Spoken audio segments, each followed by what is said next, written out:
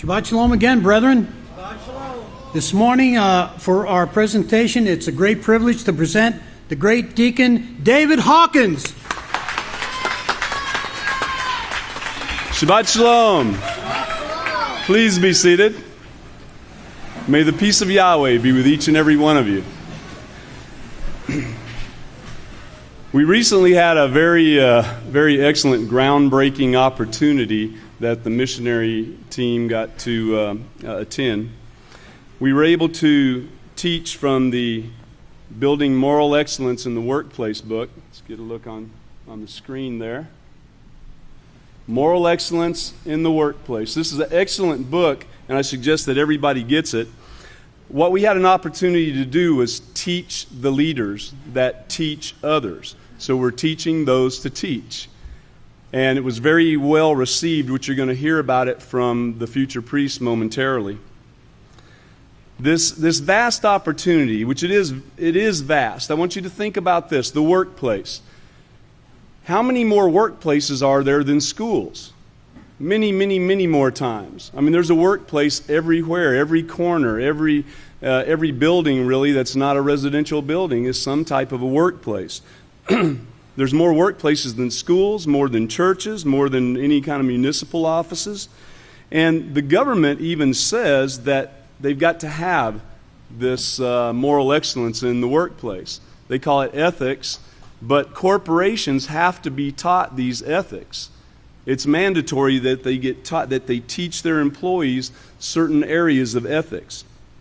So be thinking about what you can do. Be thinking about what you can do locally in your area. Be thinking about how you could push this forth, because it is all laid out beautifully in this book, exactly how to teach this program. And I got to say, it's probably the one that I've seen that flows smoother than any other book to me. It's very easy to present, and everything's right there for you. So be thinking about this while you're watching this video. We've got a short video, and then the future priests will come up and explain what they saw and had experienced, okay? So if you could play the video.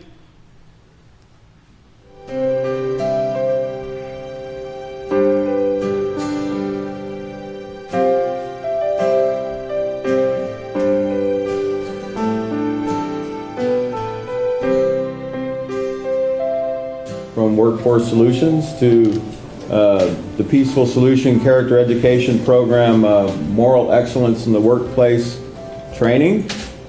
We're all very pleased to be here today. Peaceful Solution is true higher education, okay? Because it teaches you, it gives you a foundation for your life.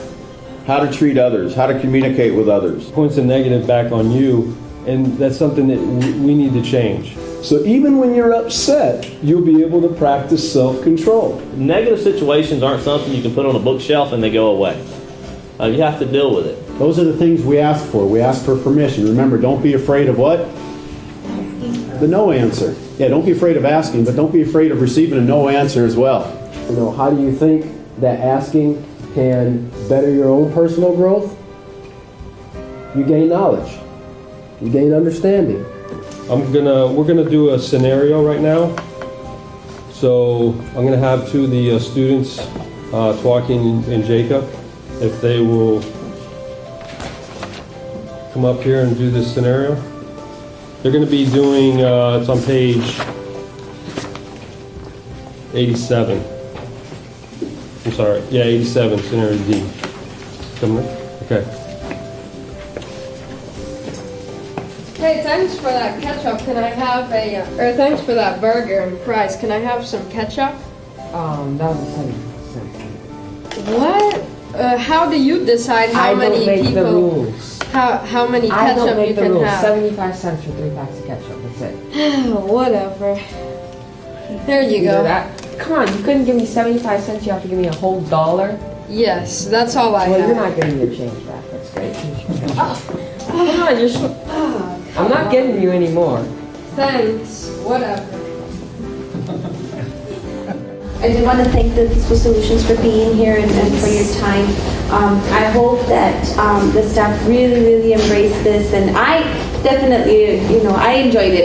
It's just so important for us to make sure that whatever was taught here, we take it personal.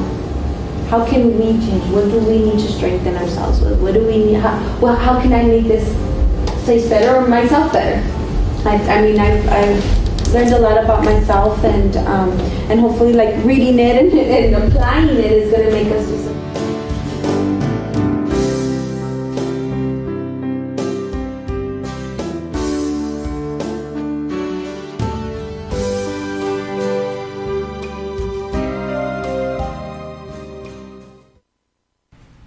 Praise Yahweh.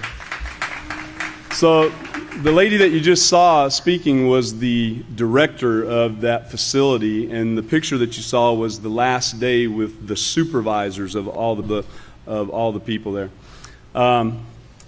Anyway, if you'll all please stand at this time. It's my great honor and privilege to present to you the great future priest, Ephraim. Shabbat Shalom, everyone!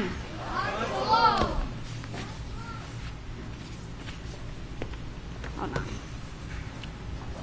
Alright.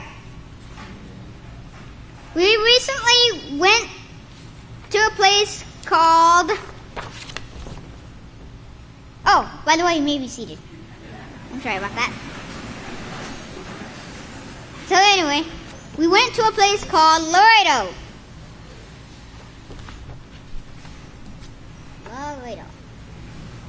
Alright. We went to a place called Workforce Solutions, as you saw in the video. Can you please turn over to Deuteronomy 28, verse 6 through 7.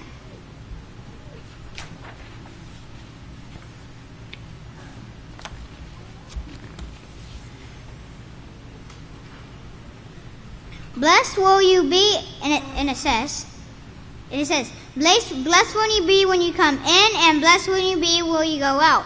Blessed will you be when you go into these places, and blessed will you be when you go out to teach the people, like everywhere.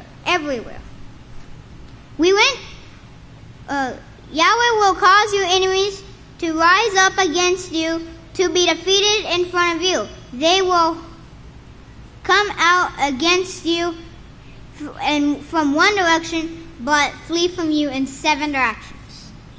So, remember, wanted workers with positive character in Laredo, Texas.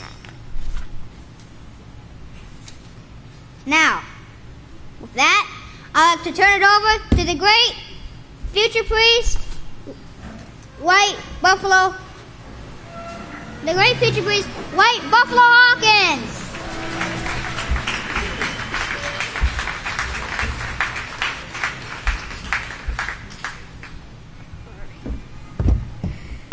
Shabbat Shalom, everyone, again. May the peace of Yahweh be with each and every one of you. You may be seated.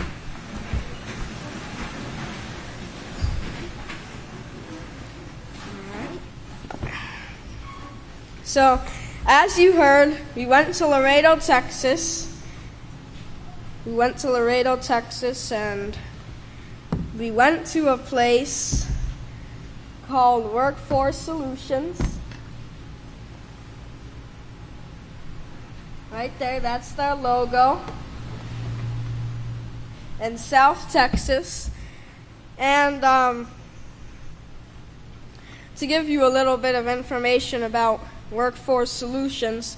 Workforce Solutions is a government agency, and what it does, it trains people to do certain jobs and put them in those jobs if they want to be employed or get a job. And so we went there and we taught some of those people. We left on 7/22/2014, 7/22, at 12 o'clock a.m., around noon, and we taught the workplace manual, the moral excellence in the workplace. We taught it for 2 days. We taught 4 chapters on the first day and 3 chapters on the last day, I think. And so we taught this because the manager, the director that you saw speaking there on that video, she said that she wants all the employees to use this program. And she basically said, she was speaking and she basically said that she said, I don't want you to take it like, oh no, I'm your director, she's here. But she said, I want you to take it as friends. I want you to take it as peers. And we need to learn this together, is what she basically said. Praise Yahweh. Then there was another woman that was there, and she said that she saw spirituality involved in this. And so, as we all know, the peaceful solution is Yahweh's laws. And so there's no ifs, ands, or buts about that. The peaceful solution is Yahweh's laws. And make sure, keep in mind, keep studying, coming to the classes and different things like that, so you too can go out and teach this dying world the peaceful solution. And with that, I have the great honor and privilege to present to you great future priest Deacon Melchizedek Hawkins. Shabbat Shalom, everyone. You may be seated. May the peace of Yahweh be with each and every one of you.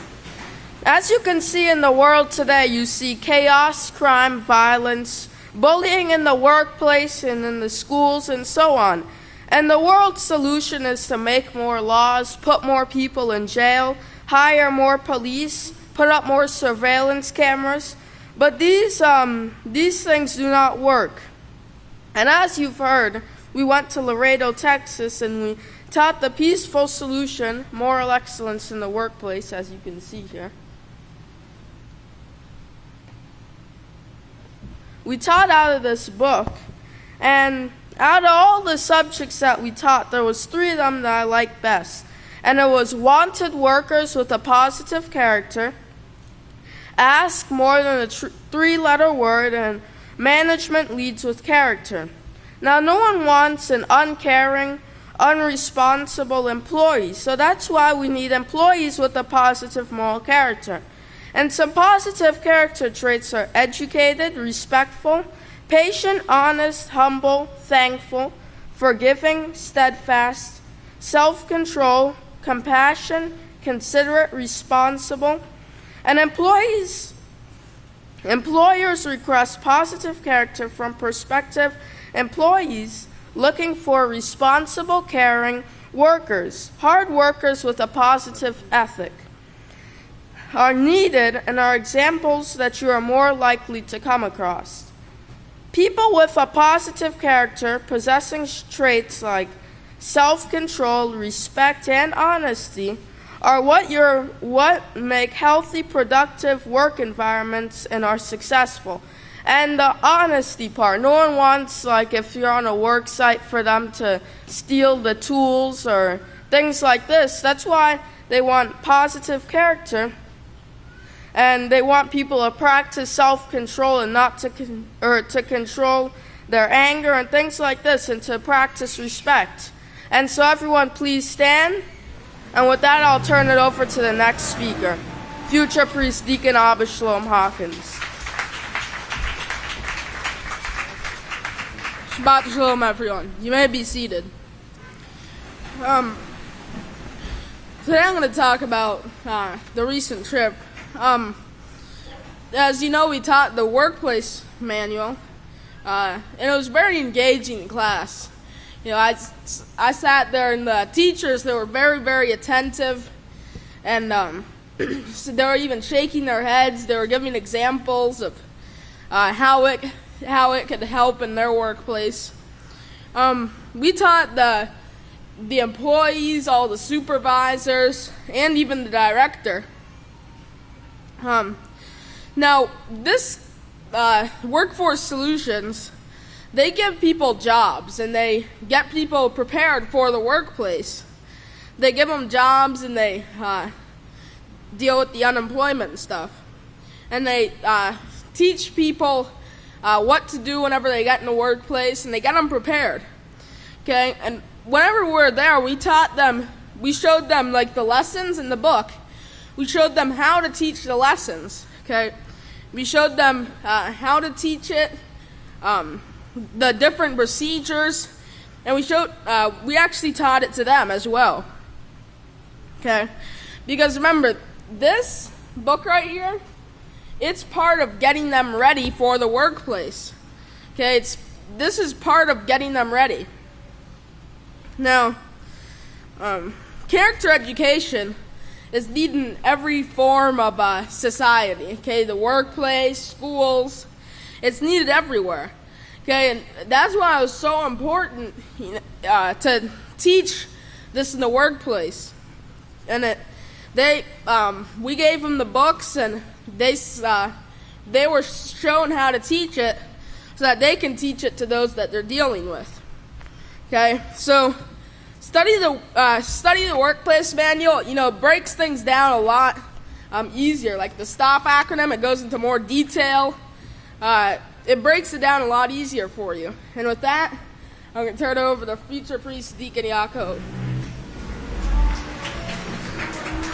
Shabbat Shalom, everyone. You may be seated. May the peace of Yahweh be with each and every one of you. Today I'll be continuing I'll continue talking about the latest missionary trip we went on. We taught two groups of workers, the workplace manual, then the one group of leaders, or the people in charge of the place, and then we taught for 2 days. If you turn to Deuteronomy 28, verse 6 and 7,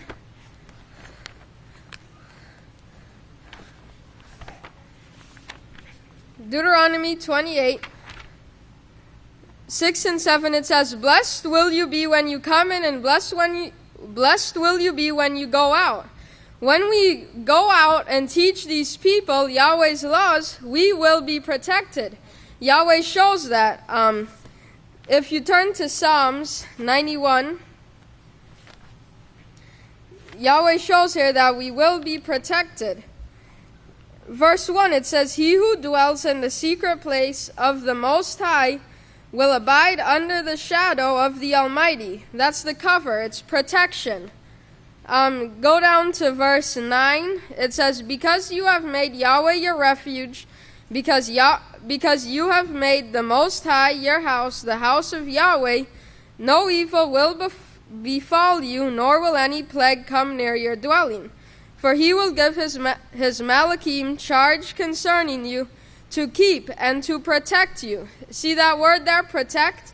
To protect you in all your ways. Now, so you see there that Yahweh will protect us. That's only if we keep his laws.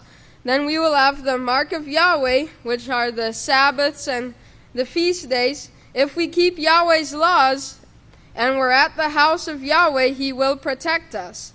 Now, remember, even if you don't go on the missionary trips, you don't have to load up into a bus to go on the missionary, or to do the missionary work. It's through teaching. That's all we have to do. Now, we acted out 2 scenarios there, as you saw in the video. And remember, Yahweh will protect us. You are doing the work when you teach Yahweh's laws to the people. So if you all please stand.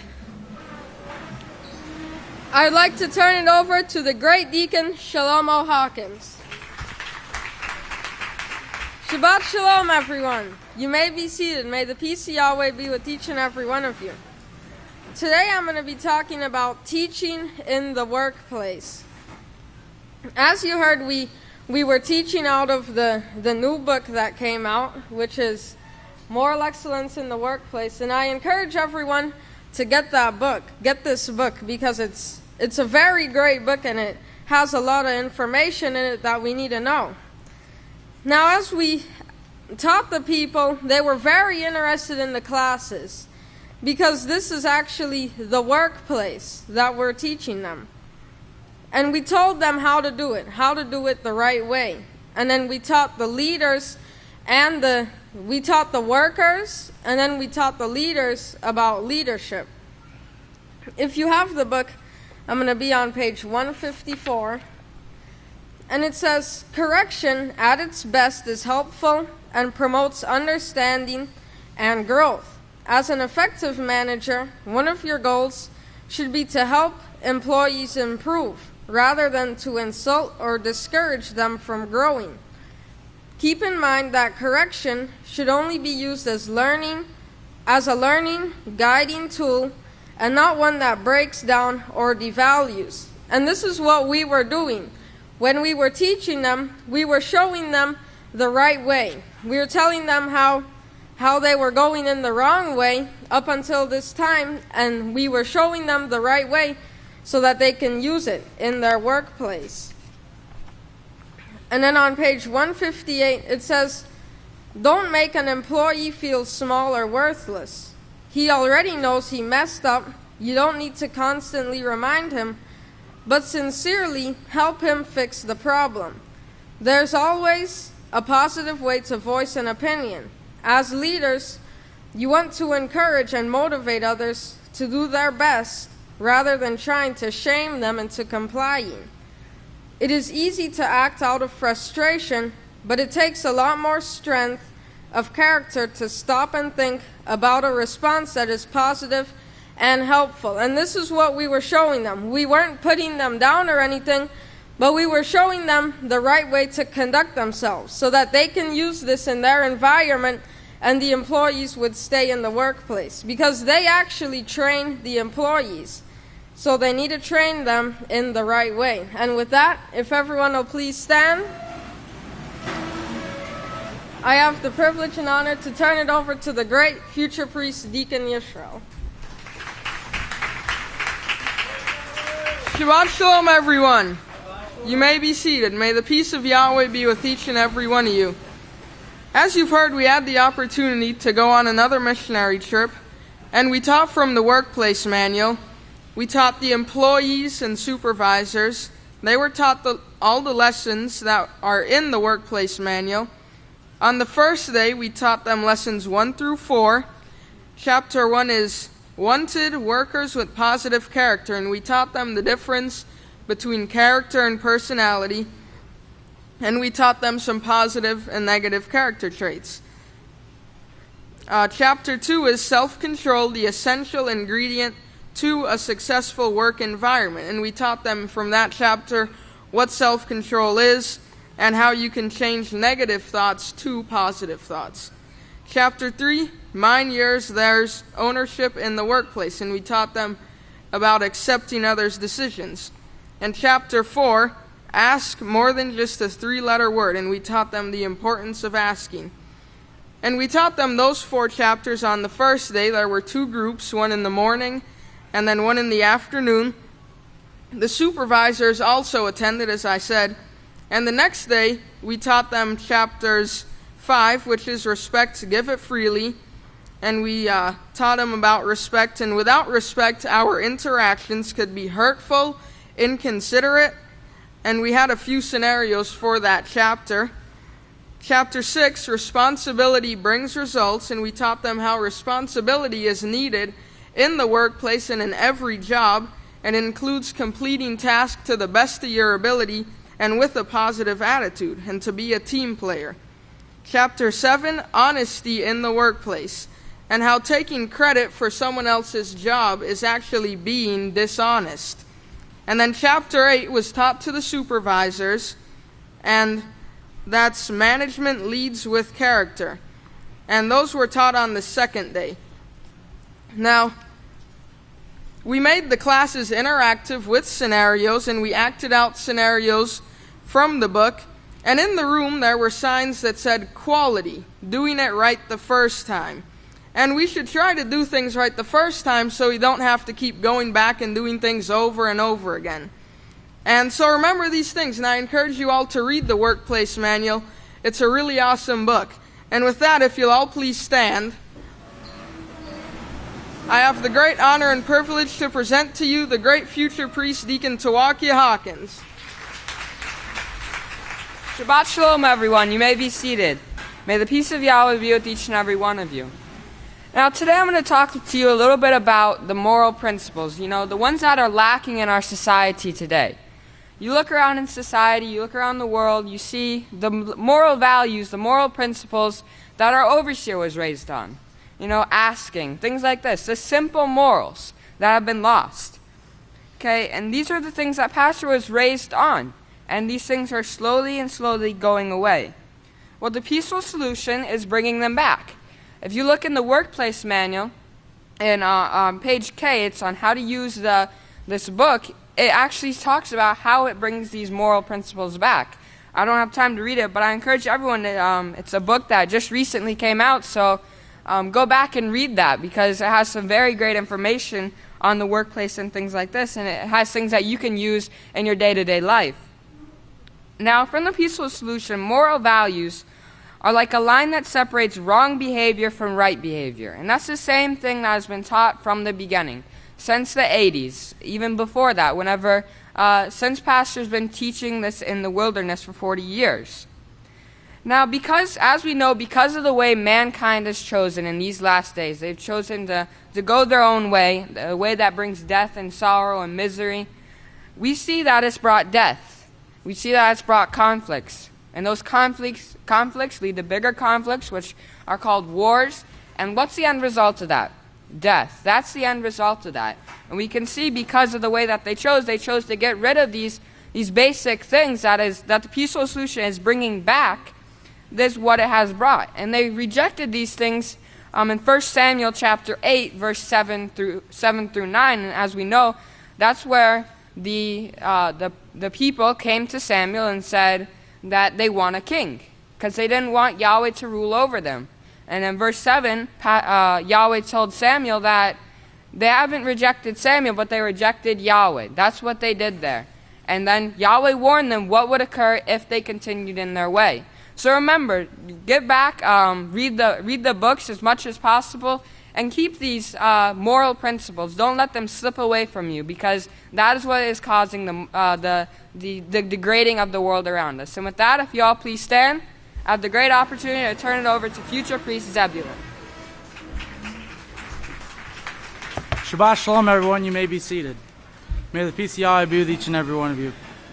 Today, I want to be talking a little bit out of the workplace manual too, but I want to be talking about page 113. It's all about attitude. Everything we do, every work environment we get, anything that we start doing, our goals or anything, it all has attitude plays an important role in everything.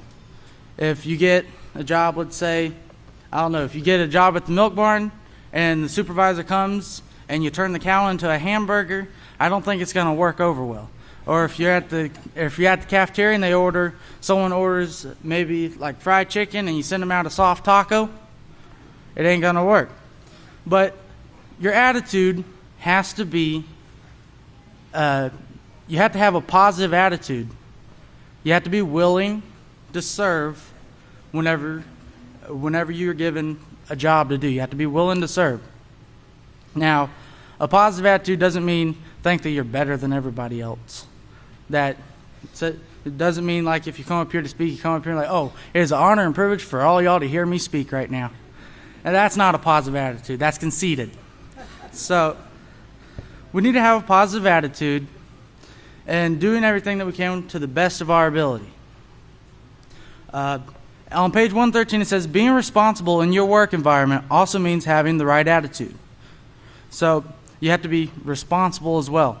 Every character trait plays in to making everything go successful, because everyone wants to be successful in their life.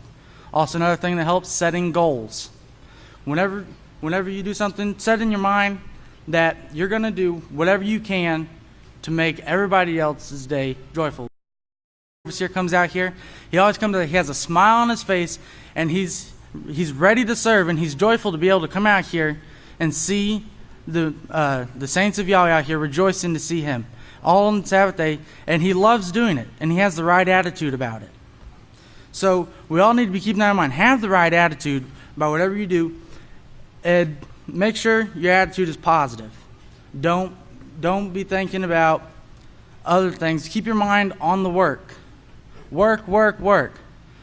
And keep your mind on it. Set your mind that that's what you're going to do.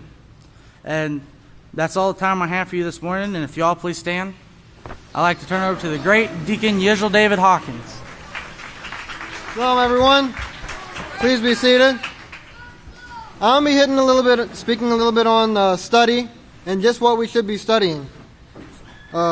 Quickly, if you turn over to 2 Timothy, chapter 2 and verse 15, it's a scripture we all should know very well. Study to show yourself approved to Yahweh, a workman who does not need to be ashamed, rightly dividing the word of truth, the laws, and the prophets. Now notice it says to study. And when we study, we become approved by Yahweh. But I want you to notice something there. You're approved by Yahweh. You don't go and approve yourself. And that goes back into being conceited like Zebulun was talking about. So, if you'll turn over to 2 Corinthians chapter 18, or chapter 10 and verse 18, it says, "For it is not the man who commends himself who is approved, but the man whom Yahweh commends." So we know we have to study and we have to be approved by Yahweh. So, how do we become approved by Yahweh? What should we study? Now, this doesn't require some kind of fancy degrees from the schools of higher learning out in the world. It, of course, requires that we study the peaceful solution and the message that Yahweh has brought out. So, if you'll turn over to 1 Corinthians chapter 1 and verse 21, it says, "For when the world with all its earthly wisdom failed to know Yahweh, it pleased Yahweh by the foolishness of preaching to save those who believe." Notice that the world with all its earthly wisdom, that knowledge that you're going to get from the schools of higher learning, it failed to know Yahweh. And of course, that's the reason we see the mess that's in the world today. That's the reason we see STDs in the firmament destroying the firmament. That's the reason we see millions and billions of people dying because of sicknesses and disease. Verse 26, "For you see your calling, brothers, how that not many wise according to the flesh, not many mighty, and not many noble are called. But Yahweh has chosen the foolish things of the world to confound the wise. And Yahweh has chosen the weak things of the world to confound the things which are mighty." So all these fancy things that you're going to learn out in the schools of higher learning is not going to help you here in the house of Yahweh. But notice how simple the peaceful solution is. Basic moral principles that everyone can agree on. Everyone can agree on. Even a child can understand it. Yet the elite, the people that rule the world and are supposed to be our leaders, supposed to be leading us in the right direction, they're groping for answers, they're confused, they don't know how to solve the problems that they're having in the world and asking for help. So, we, the unlearned and ignorant of the world, are going to be teaching the world. We're going to be teaching these high, elite leaders how to solve their problems. We're going to bring them back to the basics and show them how to solve all their problems. Praise Yahweh. So what should we be studying? The peaceful solution, the book of Yahweh, the books of Israel, all the messages all the literature and the message the pastor is bringing out in order so that we can confound the wisdom of the world and solve all their problems. So study these things and you will be approved by Yahweh to teach the people. If you'll all please stand. I'd like to turn it over to the next speaker, the great Deacon Samuel. Shabbat Shalom, everyone. You may be seated. Praise Yahweh. You know, today you've been seeing this book a lot, so I encourage you to get it. The Workplace Manual is truly one of the newest book that we've received. And, you know, brothers and sisters, the Workplace Manual has the same foundation as the rest of the books that the Peaceful Solution offers. And what is that foundation? Brothers and sisters, it's built upon Yahweh's laws, those morals, those rules. You know, the things that you see in this Workplace Manual, if you go back and actually, if you have the book, you know, go through it and you'll notice things in there that you've read previously in other books. Like one thing you probably notice when you read this book where it says 2 wrongs do not make a right.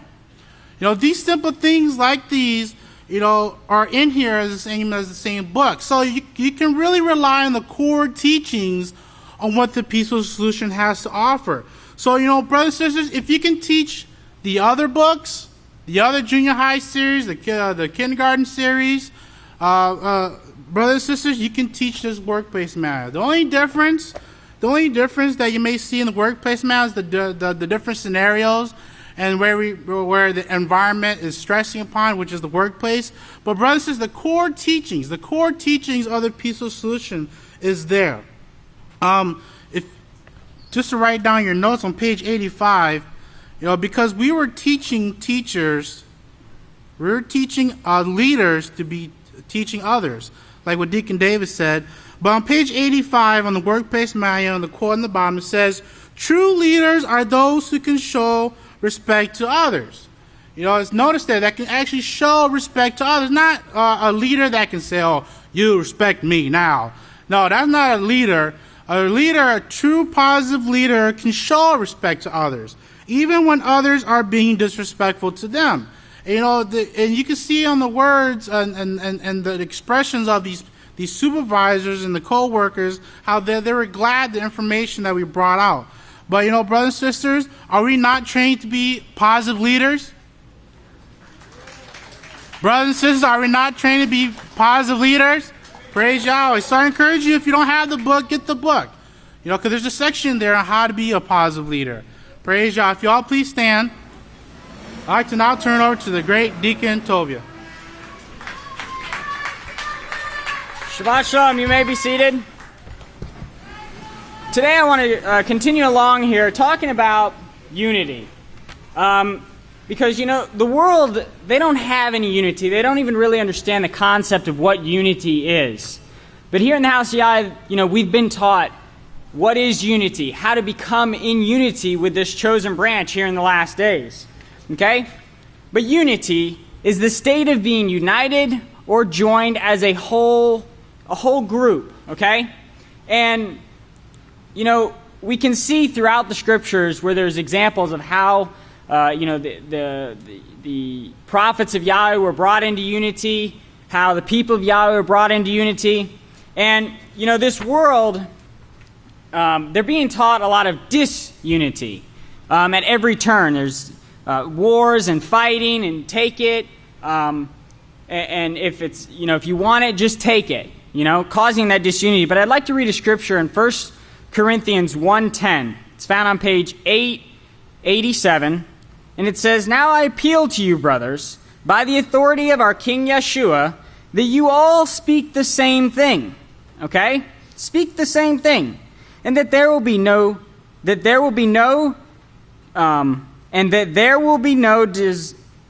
divisions among you, but that you may be perfectly united in mind and thought. Now, we have the Holy Scriptures. We all know that this is the true unity of Yahweh taught by our last day's witness, correct? Okay, but the world, they don't really have this book of Yahweh. So what do we have for them to teach them this unity? It's the peaceful solution, okay? Through the character traits, teaching them what the positive character traits are and the values, what they should be valuing, Number one on your values should not be entertainment, okay? Also teaching them what are positive goals that they can set for each other, set for one another, and set for themselves.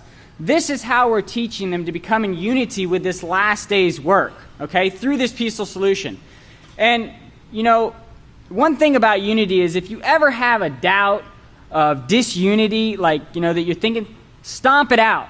Don't let it grow, okay, because disunity is it can become a very big problem, okay? Use the stop acronym, Don't let it grow, okay? Because Yahweh's house, Yahweh says we are going to become in unity. And if you're not in unity with this last day's branch, you simply won't be there. Yisrayl Hawkins, our last day's witness, has said time and time again, time is short. We don't have much time, okay? So with this, remember everything you're being taught, the peaceful solution, keep studying, keep up the great work. And make sure that you're in unity with the last day's witness, because he is truly the last day's witness, and he is truly the only one that can teach us this unity of Yahweh. And with this, I'll turn it over to the great Deacon David. Shalom again. Please be seated. I took the opportunity to look up the dates that we were there in this workforce training, and it's Hebrew in Strong's, word 723. and also 724.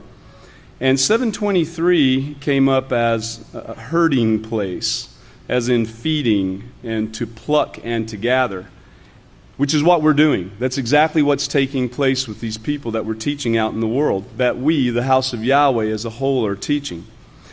Number 724 was from 748, and it's restoring to soundness, wholeness, health perfected, and to draw out, to make live long. These are some of the things that these words held, and you'll probably hear more about this momentarily. But I wanted you to see the schedule. I don't know if it was really stressed how tight of a schedule this was. This is the actual agenda that the director had. She gave it to us, and there it is, the Workforce Solutions. And on the first day it shows where we went all the way from 8:30 in the morning to 4:30 in the afternoon, and the different classes in between. And then the next day, the classes, and we ended up at 5 o'clock p.m. The last class was strictly the supervisors, and that's, again, the picture that you saw. These supervisors were really impressed with this, and we had an opportunity to actually sit down and talk with them and stress to them the need to stick with the book. In their training of others, stressing, stick with the book. This book isn't for them just to take a few little tidbits out of here and there that they think are kind of neat and use it. It's to use the entire book from start to finish and to stay with the lesson plans. That was stressed throughout the entire day. If they didn't get anything else, I'm sure they got that point because it was stressed pretty heavy. Now, we had an opportunity to interview them and get an idea of how they felt about different things. And we're not going to talk about all those right now, but one of those was the minimum wage. You know, there's a controversy throughout the United States right now about minimum wage. Should we raise it? Should it not be raised? And, you know, there's so many different opinions about this. And interestingly enough, here at the Workforce Center, which back in my day they called it the Unemployment Office, Employment Security Division, and now they've morphed into this now, which sounds a little more politically correct.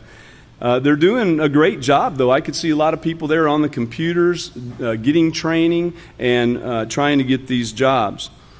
But we had this opportunity to ask them about that, and amazingly, there was about half that was for raising the minimum wage and about half that was against raising the minimum wage.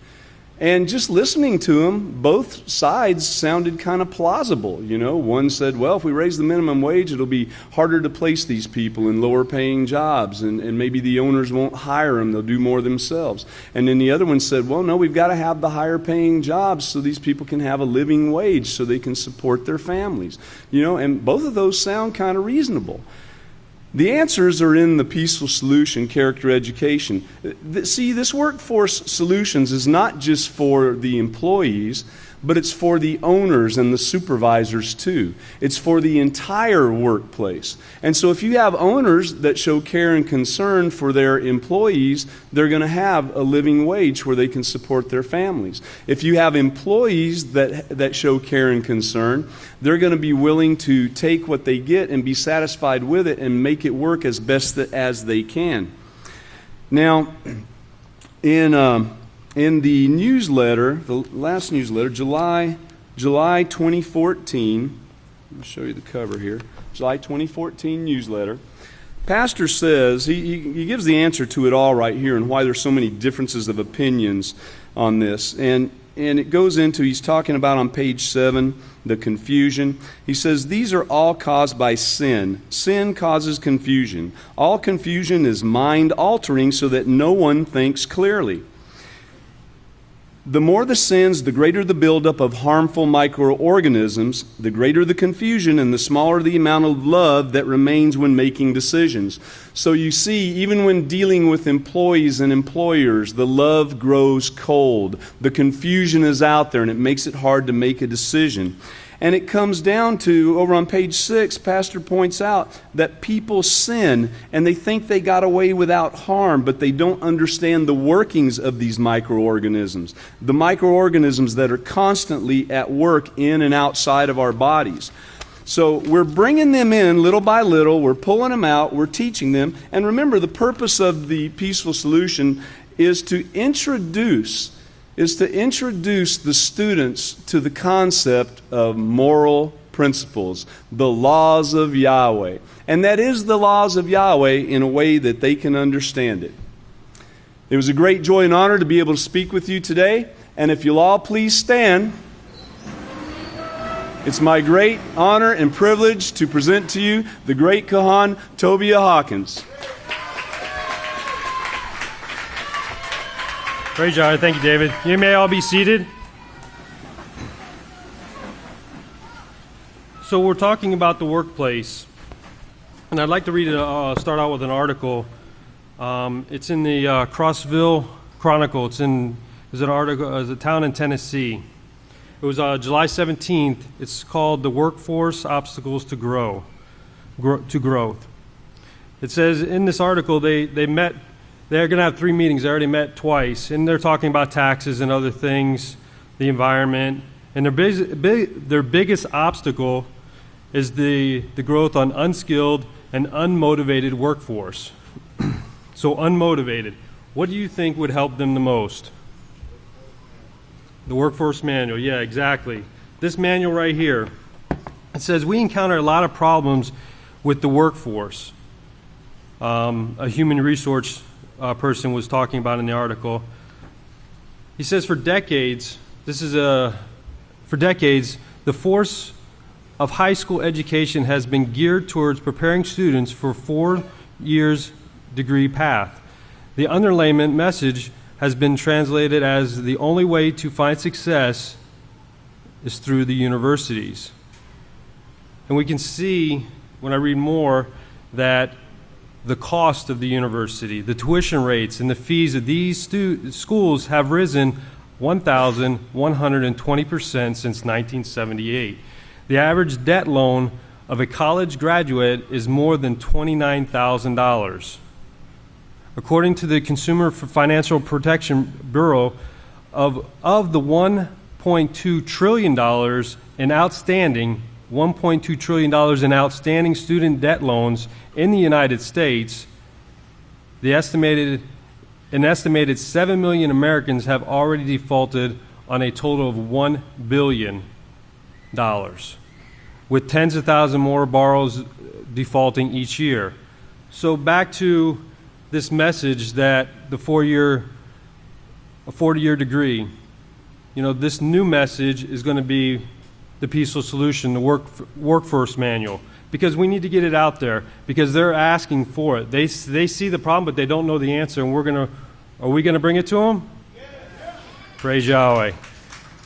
Okay. It says the fact of the matter is, for the jobs tomorrow, it's really going to be necessary for our young folks to have some type of post-secondary education.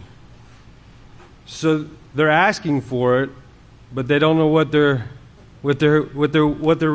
want. They just want some post-secondary education. So what is our job? To teach them, to bring this message to them, to bring this literature, to get this Peaceful Solution education books out there to them. So don't just say in your mind that you're going to do something. Take action and actually do it, okay? Praise Yahweh. It says we've got to do a better job at communicating what the tools are. So they've got the tools, but they've got the wrong tools. They think it's in a higher education, which pastors brought out and other cons have brought out, that when they go for a certain degree, it's like 50% of the people don't go into that line of business. They're either at McDonald's or a fast food joint. It says every community in the nation is dealing with a workforce development issue. The question is not that we have a problem, but what we are going to do to address it. So they're asking the question. So we need to get out there and answer their question. Give them the answer, because we have the answer, okay? They say the community that fixes this problem is going to keep their local business and industrials, and is going to be a better position to attract them. Okay, so they're asking for you to go out there and help them. All right, and let me go over a few things in the workshop that will help us and help them also. And you can see that how the downward spiral of the economy and where they're saying the lack of motivation is. It says, it's on page 113, it says, a poor attitude at work can manifest in poor decision making and irresponsible behavior. So if you have a poor attitude, which if these people in the universities have got this lesson and were able to get this information, they would see that their responsibility in the workplace is much more than just getting paid. It's finding joy. It's having respect for the job that you're given. When you agree to work for a company or organization, whether as a supervisor or as a housekeeper, you agree to accept all the responsibilities that are part of the position you are hired for. You become obligated to fulfill your duties to the best of your abilities. Having a poor attitude in regards to what is expected of you leads to a downward spiral affecting your job performance and negatively influence others around you. And you see that in the workforce today. People get upset because they don't get what they want. They get an answer. They ask for, a better position, an office with a window view, whatever it is, and they don't get it. But there's a reason why, because of their poor attitude. In this book, it teaches you how to overcome that and make right decisions. It says attitudes really do have a lot to do with your choices we make in our work environment. When you are hired for a position, regardless of what position it may be, maintain a positive attitude. So that's what we need to remember, is make sure we have that positive attitude. And let me read in Proverbs 4 on page 498 in the closing. It says, "Hear, O children, the instructions of Yahweh. Pay attention so you may grow in understanding." And that's what we're here for, to grow in this understanding, this message that Pastor is bringing forth, that Yahweh has given to him, to bring forth in these last days, to bring to the people. "For I have given you sound doctrine, so do not forsake my laws." So we need to make sure that we're getting this message and we're acting upon it. We're just not sitting here idly, and we're actually doing something about it, okay? So with that, I'd like to go ahead and turn it over to the great Khan, Sophania Heimerman Hawkins. Shabbat Shalom, everyone. You may be seated. As you've heard a lot already about the moral excellence in the workplace, we did really have a very enjoyable time teaching this part of the peaceful solution. And for the next couple minutes here, I'd like to go into the scriptures, because we know that all knowledge is contained within the scriptures. Yahweh put it there. It's what mankind has rejected, but will bring mankind success.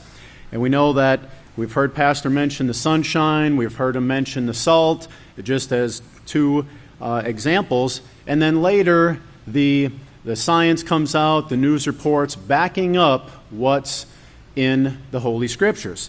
So in looking at this presentation here today, thinking, well, there has to be an example in the Scriptures of how this moral excellence in the workplace comes about. Businesses and employers, they spend a lot of time and effort trying to find success and getting successful employees. They want to increase the bottom dollar. They want the outcome to be greater. That's, of course, what they're in business for. So they spend a lot of time and effort into trying to hire the right person for the job. You see them advertising and, this is what we need, this person in this field, and so forth. So that's where a lot of their effort is, in trying to find the right person for the job. Well, let's look at the scriptures. Now, Yeshua was a supervisor. He said, "I must be about my Father's business." He had a job to do, and he needed workers. So let's see how he advertised here. Let's see his interviewing of the men that he chose to help him do this great work. If you turn over to Matthew chapter 4, we're going to look at verses 18 through 22. And I want you to pay attention to what Yeshua did here and what we just mentioned on how businesses today, they spend so much effort trying to find the right person for the job. Matthew chapter 4, verses 18. While Yeshua was walking by the Sea of Galilee, he saw two brothers, Simon called Kepha and his brother Andrew, casting their nets into the sea, for they were fishermen by trade. He said to them, "Follow me, and I will make you fishers of men." Okay, so you see somewhat of a relationship there. I would almost consider that a complete professional change, if you would. So they immediately left their nets and they followed him. And going on from there, he saw two other brothers, Jacob and his brother Yochanan, sons of Zabdiah, mending their nets in a ship with Zabdiah their father, and he called them, and they immediately left the ship and their father and followed him. So, what special talents and ability did they have? Of course we could say, well, with fishing you have to be patient, right? Sometimes the fish just aren't going to bite, and you have to practice patience. So we could say, yeah, they had patience. They probably had some self-control. You hook a big one and you get it up to the boat and your line snaps, or he gets off. You'll maybe want to take your pole and throw it in the water, but of course then you're done fishing for the day.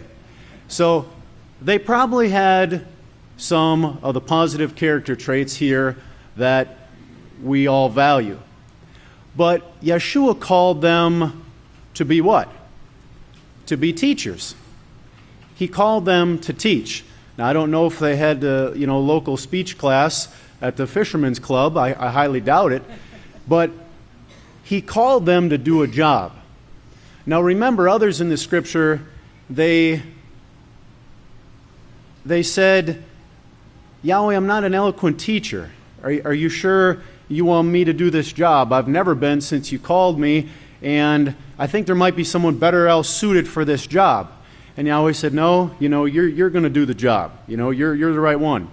So look at the correlation here with Yeshua and how he got his employees that were going to help him be about his Father's business. Let's look over to Matthew. Let's look over at Matthew chapter 9, verse 37 and 38. Yeshua had a workplace program. He was an example of teaching moral excellence in the workplace. If you look at Matthew chapter 9, 37 through 38, he taught them. He was their example. Now remember, they didn't have many of these qualities. It's not like they had a whole bunch of skills and talents that they came with, but Yeshua did something. Now, in verse 37, Matthew chapter 9, he said to his disciples, "The harvest is truly plenteous, and the laborers are few. Therefore, pray to the chief harvester that he will send out laborers into the harvest." So, not only were they feeling a little bit behind on their job qualifications, but then he told them you're going to have a big workload to handle as well. You might be doing something that you really don't think you're qualified for.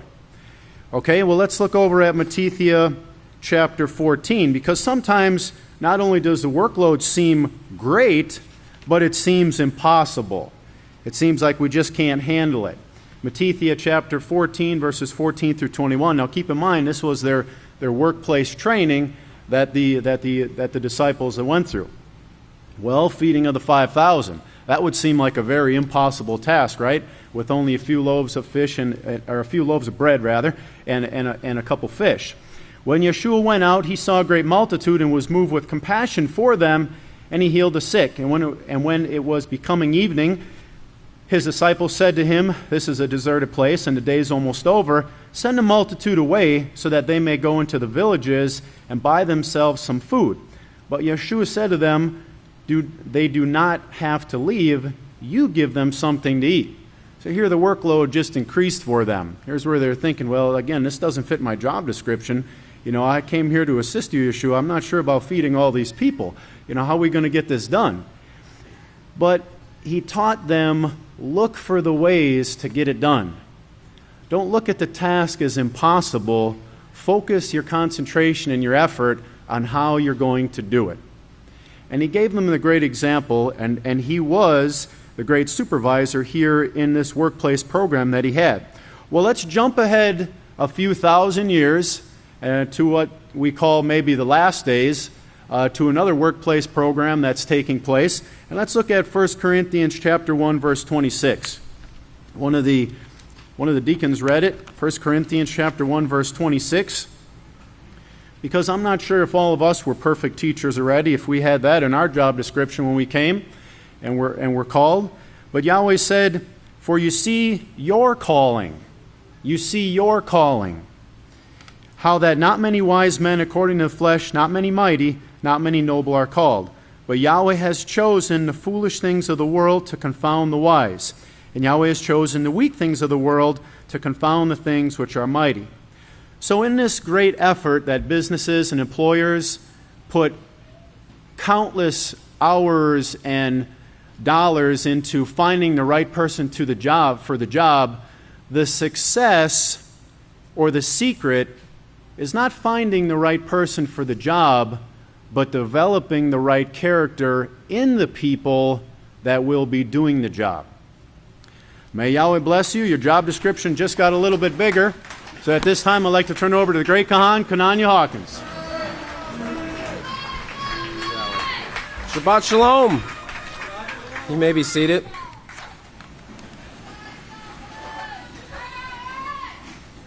Praise Yahweh. Before I get started, I wanted to read a classified ad that I pulled out of the local paper here. It said, "Help wanted. Intergalactic company looking to hire people for various lifetime positions. Candidate must be willing to travel, work long hours, serve with a positive attitude, be responsible and accountable for their actions, trustworthy to work by themselves and with others, follow instructions to the letter, ask for guidance, and be a problem solver. Job includes training, the best compensation plan in the world, full health benefits, advancement opportunities, keys to the kingdom, and much, much more. If you're interested in having an enjoyable position with this company that has a long history of success, ask at Abel. Call, praise Yahweh, 1-800-613-9494. Today, does everybody have the mindset that we are here to serve, right? We are here to serve. And we are here to serve not merely ourselves, but one another, and those who have not even yet been called to the house yet. Now, we know that people are training, people are hearing the message of the kingdom being preached and so forth, and we know, according to prophecy, there's going to be about 2 billion people that come out of this great tribulation. But right now is our time to really grasp hold of the opportunity that Yahweh has presented for us, because it's only a very small, a very minute number of people who Yahweh has called to be a part of this great kingdom that is going to be the ones who govern throughout the universe with Yahweh, Yeshua, the one sent forever. And that's our opportunity. I think we have to sometimes sit back and grasp it and allow it to just kind of simmer in our minds to appreciate the blessing that Yahweh has given us, but we have to keep our mind on that and take it very seriously. I have a question for you. I have a couple of questions. The first question is, what makes us different from the world? Besides for the fact that Yahweh's called us, what makes us different from the world? Okay, our character. Teachings, okay, that goes with it. Teachings, we are educated. And something else. The peaceful solution, our choice, right? We choose it. We've been taught it because many have been taught throughout the years of the history, the 6,000-year history of mankind, the laws of Yahweh. They've had an opportunity, but only those who stuck with it were the ones that chose it. And that's what Yahweh wants to see. He wants to see what is in our heart. What is our desire? And desire is it can be a very, very, very powerful thing. In fact, a lot of the scientists say that if you're wanting to train your mind and to develop a new habit or to accomplish a goal, if you would have that goal set in your mind and couple it with a strong emotion, it plants it deeper in your subconscious mind. And our subconscious mind is a huge memory storage bank, but it also is like it works to serve us. It works to help to bring things to pass, help us to accomplish goals. In fact, it bumps things back to us when we need it, when we're least thinking about it. As long as we're putting things in there that are righteous, it's going to help us achieve those righteous goals. Let's look at Deuteronomy chapter 30, verse 19. Deuteronomy chapter 30, verse 19. And Moshe said to the people, he said, I call heaven and earth as witness against you this day, that I have set before you life and death, blessings and curses, because you are free agents to make your own choice. And throughout all eternity, we're going to have that free moral agency to make our own choice. But by the time we make it in the kingdom, we will have already proved ourselves obedient to Yahweh, that we will always choose righteousness. So you are free moral agents, or free agents, to make your own choice between righteousness and evil. Therefore, choose life. That's what Yahweh wants us to do. Choose life, so both you and your children may live. The laws of Yahweh are the things that bring life. As we were saying to someone in regards to the laws, it's an automatic thing. The judgments, they're already set in the laws of Yahweh. So if you want to have health, if you want to have peace, you want to have joy and abundant living, then keep the laws, the rules. Remember, as one of the speakers talked about, the peaceful solution, or the laws of Yahweh, is that dividing line that separates between right and wrong. So if you want to do right, abide by the laws, and then you will have these things with you. One of the things with the world is, I think about it kind of like when we are dealing with, when you're working with children. Everybody's worked with children, and I know that all children are quiet, peaceful bundles of joy, right?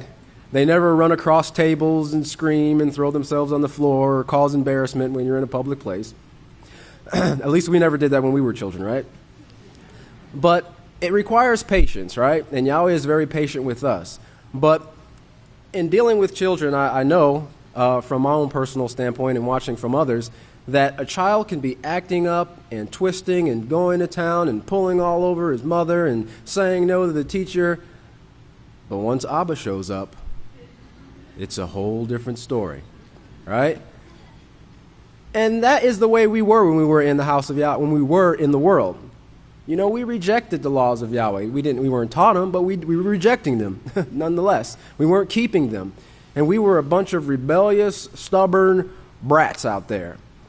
But then when our Father showed up, we straightened up. We got our acts together.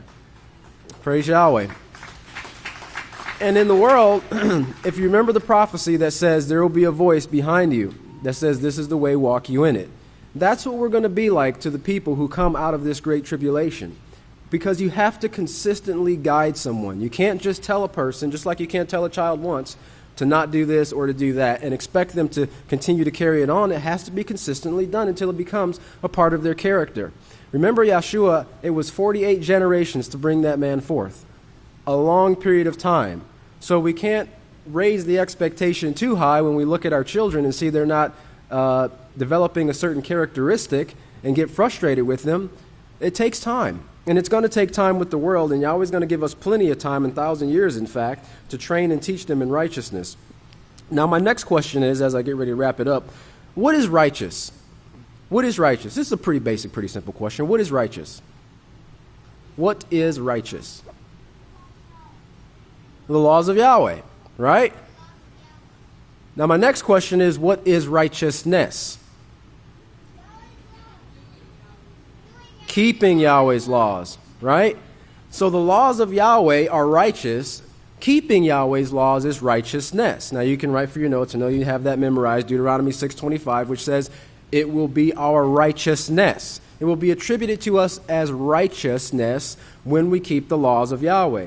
Point being said behind that, and I remind you again, Yahweh has given us everything that we need to be able to fulfill our jobs, to be tops in our positions, to be the greatest in this great kingdom that he is forming here. Remember how greatness was measured. It was measured by righteousness.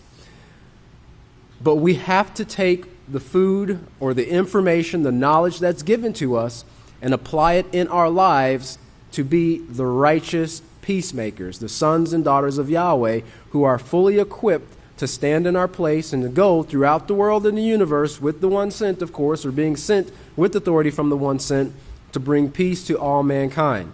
Now, do you think you can do that? Do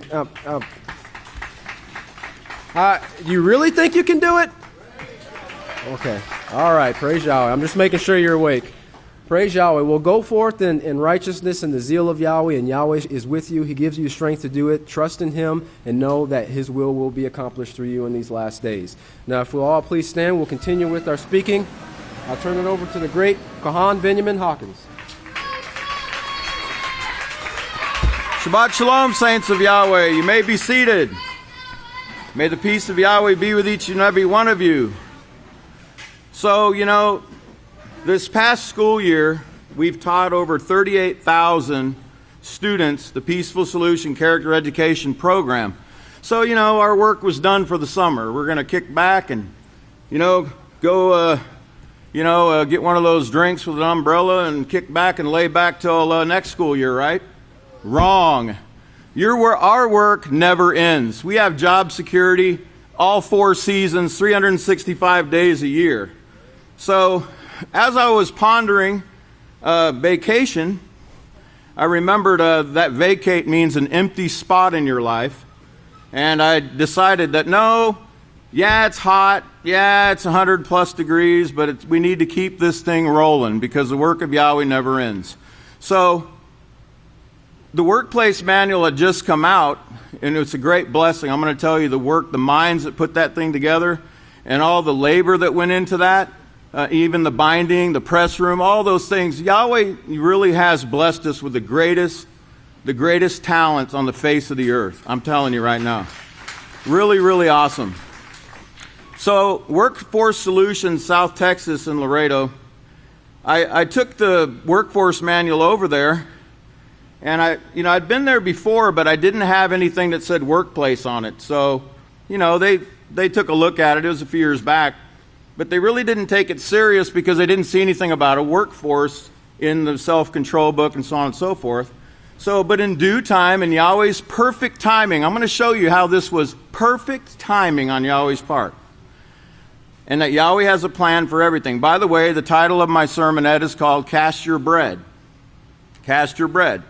So, sitting in the Workforce Solutions office, waiting to speak to a manager or someone in a supervisor, a position of authority, I ran across this magazine sitting next to me on the seat, and I thought, I'd rather read my Peaceful Solution Workplace Manual, but then a name caught my attention. Does anybody remember that lady? Hope Andrade. If you don't remember who she is, I brought a reminder right here.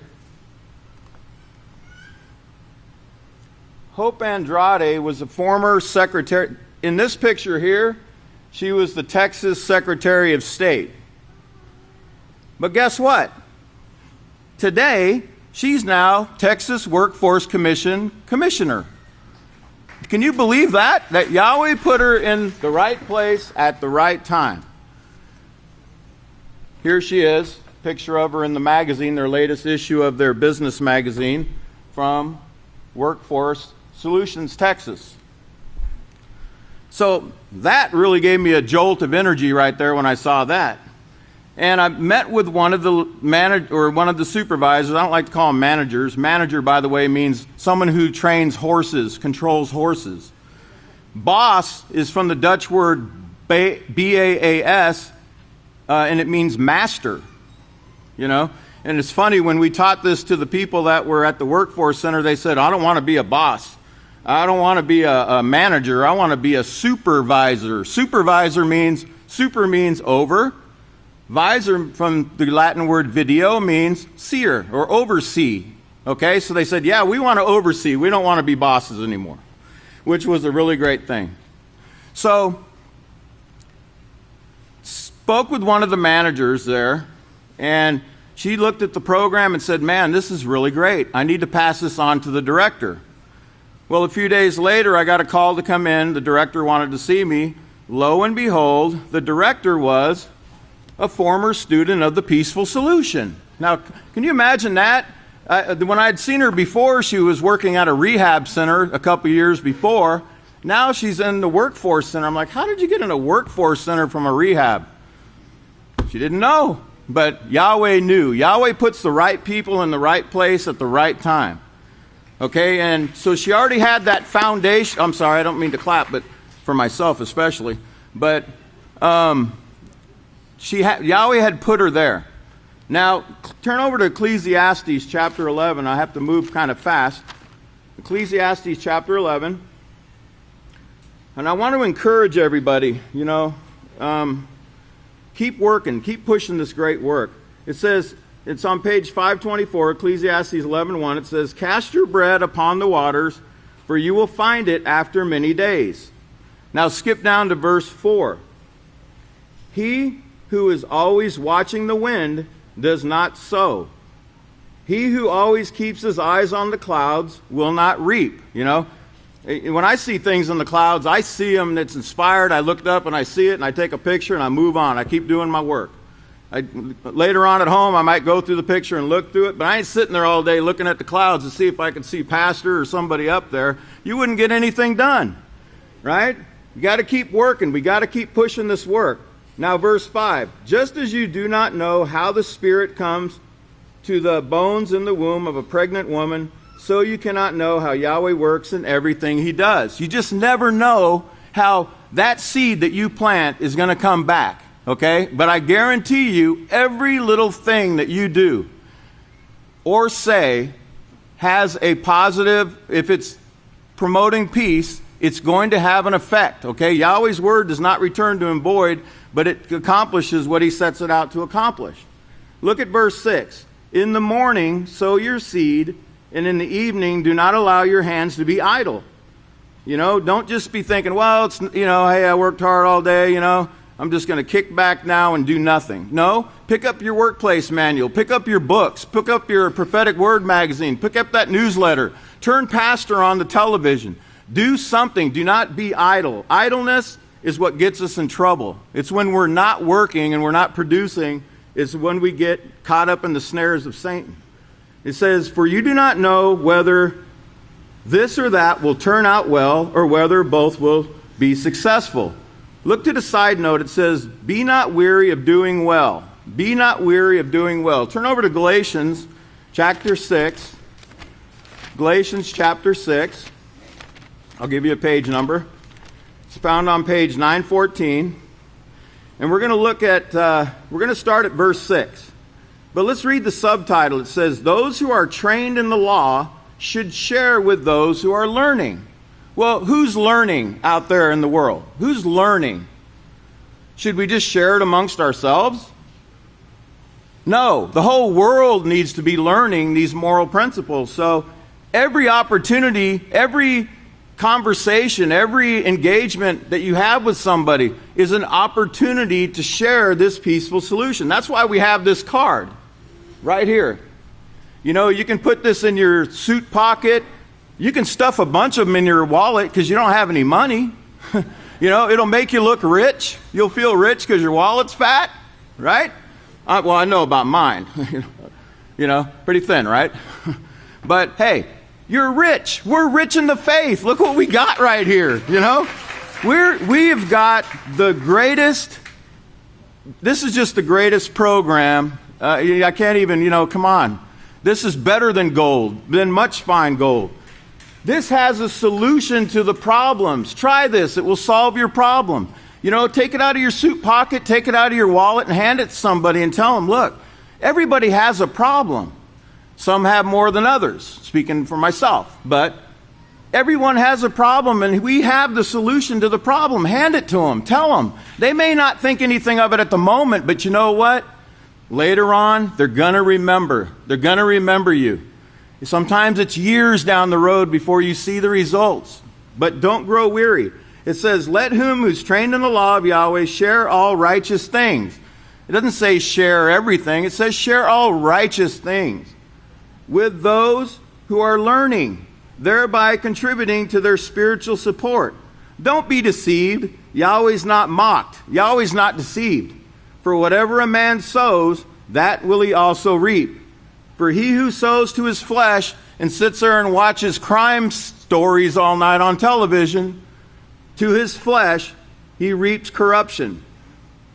It says, for he who sows to Yahweh, from Yahweh will reap everlasting life. And not just everlasting life for yourself, but for others. Don't you want everyone? Yahweh wants everyone to make it. Yahweh's not willing that any should perish, but that all would come to the knowledge of the truth and be saved. Yahweh this is what he wants. It's what we should want. Now, it says, and let us not grow weary of doing righteousness, for in due time, at the right time, at the set time, we will reap if we don't faint. If we endure to the end and be that bulldog and hang on. Don't take vacations. Vacations? In the house of Yahweh? Come on now. Come on. Work, hurry, work. Pastor said, we'll have time later. Remember what he said at Pentecost? He said, you may work for a month and have the next 11 months off to do what you need to do. Okay, that doesn't mean you're going to be sitting around doing nothing, but you're going to be doing other things that you may enjoy, like building planets, as long as it doesn't knock someone else's out of the sky and interfere with Yahweh's creation. But you're going to have time to do those things. Right now, we need to work. Don't give up. Keep working, okay? Therefore, as the opportunity arises, you see that card? As the opportunity arises, let us do righteousness to all, everyone in the world. There's 7 billion people out there. Okay, what are we going to tell Yahshua? Well, Yahshua, I was too busy. I didn't have time to let this person know that, this will solve their problem. Okay, someone wasn't too busy for us. Pastor and all the workers here weren't too busy. Especially to those of the members of the family of the faith, the house of Yahweh.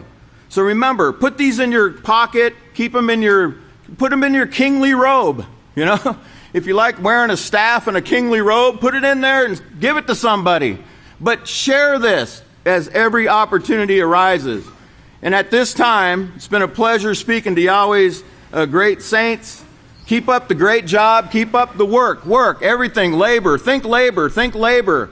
Even Labor Day, I always used to laugh that they took Labor Day off. I thought labor meant work. Get to work. With that, I'd like to turn it over, Yahweh bless you, to the great Kohan Ilya Hakin. Shabbat Shalom, everyone. You may all be seated.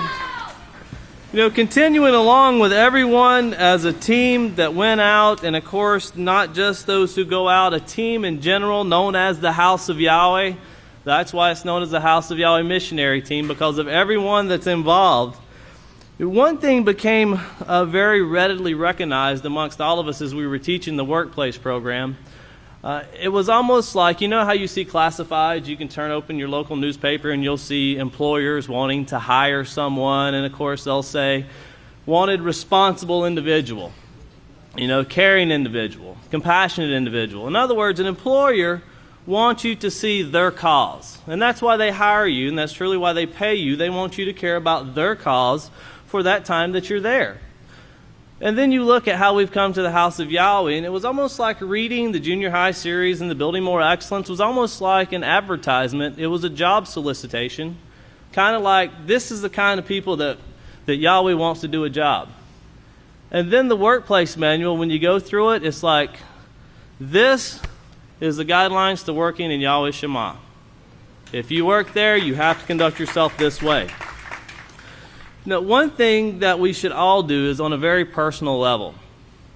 Yourself. Don't think about your neighbor, your wife, your husband, your son, your daughter.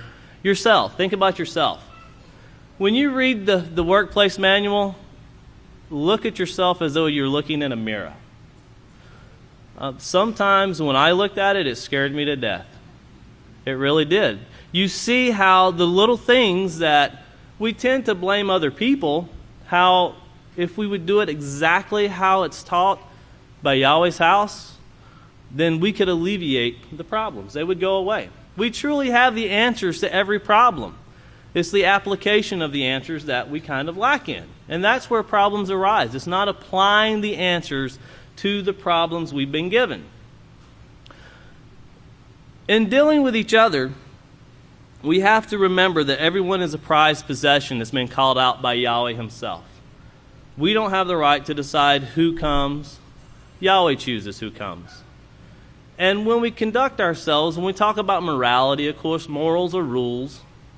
And our character is a combination of those morals and how much we believe in them, which is showing how much we apply them in our lives, and that shows through our actions. And then we speak about the immorality in the world, and we really see it. You can see it in Israel right now, Ukraine, Palestine, all around the world. People dying, being slaughtered. That's known as immorality. But immorality is merely someone who breaks the rules. And when we read that workplace manual, if we find that we're breaking the rules, then we get classified in that immoral position also, that immorality that's not being applied to our lives. The only difference is we know what the rules are. We're being educated, and there's more to learn, granted. But with what we have, these things should be applied. After all, we do say in the front of the junior high series that these things are applicable in all situations. And they truly are. But it's us as individuals that have to begin to apply these things to get the results, to get the morality that Yahweh desires for His people to have. And He's done it through not by force nor by might, but by educating us to see what our decisions do and how we affect others so we can be managers of the house of Yahweh in the house of Yahweh, just like our overseer is, a righteous manager. If you would please turn over to Corinthians, 1 Corinthians chapter 9, on page 893. 1 Corinthians chapter 9 on page 893. In verse 24, chapter 9, verse 24, it says, "Do you not know that those who run a race all compete, but only one receives the prize? So run your race that you may all lay hold of the prize and make it yours." Now keep in mind, the race we're running is a position that was set aside just for us. We're not running a race against each other. Yeshua said, "My Father's house has many mansions." And there's a reservation for each one of the people whom Yahweh has called in these last days to take hold of that office, that crown, or that position. It's not that we're competing one against another. We've seen the apostles where they fought sometimes amongst each other, and that was recorded for us to see so that we would know that we're to work together in unity, not fight, not strive, not controversy, but working hand in hand and doing the things that the overseer, the one sent by Yahweh, has instructed us to do. And in following those instructions or those rules, we can apply morality into our lives, into the workplace, into every area. In verse 25 it says, "And everyone who competes conducts himself temperately in all things. Now they compete to obtain a perishable crown, but we for an imperishable crown. Therefore I do not run a race like man running aimlessly. I do not fight like a man who beats the air."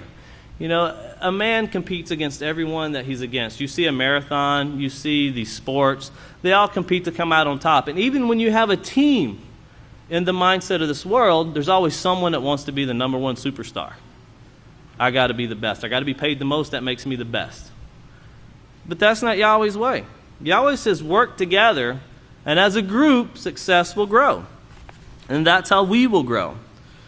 Therefore, once again, I do not run like a man aimlessly. In verse 27, it says, "No, I discipline my body and bring into subjection."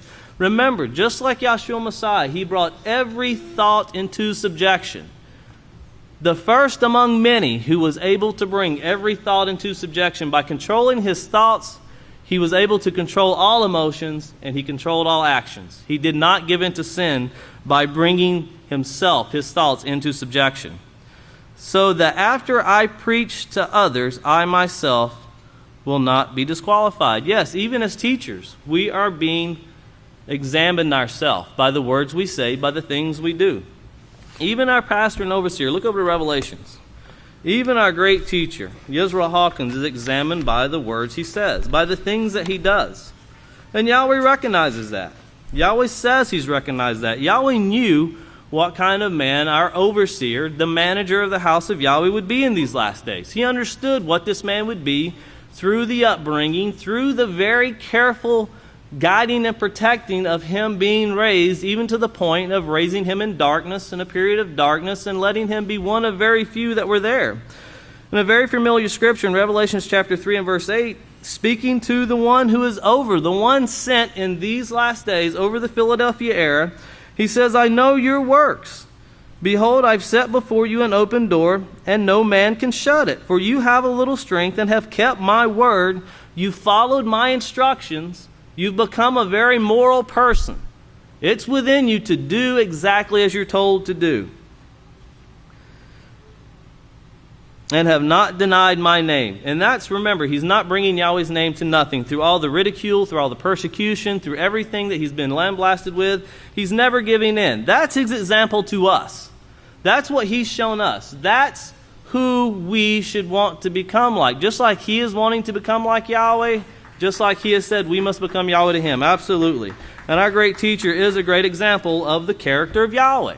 We see that. This workplace manual is a guideline, it's a key, it's a must to make it into the kingdom of Yahweh. To learn to rule as Yahweh rules. Praise Yahweh. In your workplace manuals, if you write this down on page 150, and everyone should truly know, we're all training to be managers, to be teachers, to be leaders. That's what we're training to be. We're not working in areas just to learn to do a job. And Pastor said that many times. We're not just learning to milk a cow, learning to do other things, learning to cook a dish. You're learning to train people. Imagine 2 billion people coming out. And just do simple math. If you have 2 billion, let's say we have 5,000 qualified teachers. That leaves everyone 200,000 people to manage and teach and train. Obviously, you will not do that all by yourself. You're going to have to train people to train people to train people to train people. And we'll have people that we're answering to who's training us. And it's never going to end. The job is enormous. And I think sometimes my mind loses that fact, that mindset that we're learning to train other people. We need to learn to train teachers. Teachers training teachers. But first we must become teachers. We must become teachers. But on page 150 it says successful managers are active listeners. It says an active listener is one who listens conscientiously, hearing not only the words that are being said, but also the intent behind the words. The active listener allows others to find solutions to their problems and support and encourages personal and professional growth. Now notice that. The active listener allows others to find solutions to their problems. In other words, we give guidance as managers, as righteous managers, righteous teachers. It's guidance. Here's the way you must go, walk ye in it. It's not this is the way you do it my way, as we see in Palestine and Israel right now, or you die. That's not the way Yahweh is. That's not in his character. We ourselves cannot allow that to be in our character. On the bottom paragraph, it says, notice. Well, it talks about a scenario. So read the scenario, but it talks about how the supervisor was not judgmental. He was not judgmental in answering. In other words, he listened to what was said. He evaluated what was said. He got all the facts, which is the very first thing we must do as teachers at Peaceful Solution, and then gave guidance on how to get to the proper decision that must be made. The proper decision. The one that causes no harm to someone, themselves, or anyone else. On page 154, it says successful managers correct to learn. Correct to learn. Not correct to devalue, but correct to learn. And it says correction at its best is helpful and promotes understanding and growth. As an effective manager, one of your goals should be to help employees improve rather than insult or discourage them from growing. If we have those who are with us, who are under us, who we're guiding, and they're not growing, we need to examine ourselves. We need to look at what we're doing. We should actually, a righteous teacher should bring forth many more teachers. Look at what the overseer has brought forth when it wasn't that long ago there was very few people at the first Passover. And look at what he's brought forth today. There's as many that sit overseas that sit in the sanctuary today watching live in just few congregations. There's thousands of people that watch and follow what our great teacher teaches that we haven't even seen yet. Praise Yahweh. You know, and keep in mind, pray for those who are overseas, especially in Africa. Pray that they be kept safe from this Ebola virus. It is spreading even to countries where our congregations are at. Pray for Yahweh's protection. We take nothing lightly. We remember Yahweh is the only source of power. But to finish up, it says, by knowing your employees, you are able to determine how much and when to handle correction to learn situations. For example, you may know when to say, Tony, all the dates were wrong on the balance sheet, and many of the entries were incomplete. Some of the subtotals were in the wrong columns, and a few of the grand totals were incorrect. Can you remember to put the black files on the corner shelf and the white ones on the drawer? But you wouldn't say that to Julie. Now, is that favoritism? No. Sometimes you can talk to one person and give correction when another person may not understand it. They may not be able to comprehend what it is you're telling them. Maybe Tony worked on the job way longer than Julie. We all have different responsibilities. But when we correct, it says, keep in mind that correction should only be used as a learning, guiding tool, not one that breaks down or devalues. If we have a habit, if we do those things, if we make people feel as though they have no value, remember, we're being completely opposite of what Yahweh is trying to show us. Yahweh says he sees, pastor, our overseer, our teacher, says he sees what we can become. If we try to teach people that they're nothing through our actions, through our words, and it's also easy to do when you're angry, when you're not controlling your emotions. It's also easy to do. That's what we have to control. And in doing so, we can learn to become like our teacher, who is becoming like Yahweh.